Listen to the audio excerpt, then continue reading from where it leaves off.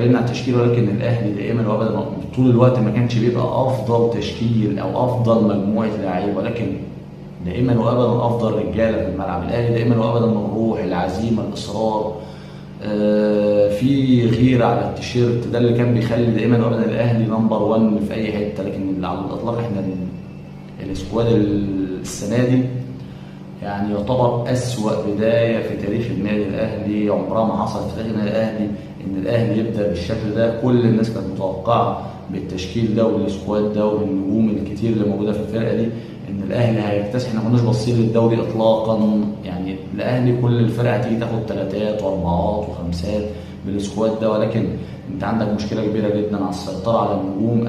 لا، النجوم دي يا جماعة يعني كل اي حد مش مقدر التيشيرت اللي هو لابسه ايا كان مين هو ويلعب بنفسه فردي، واتكلمنا على الفرديه وعلى الانانيه وعدم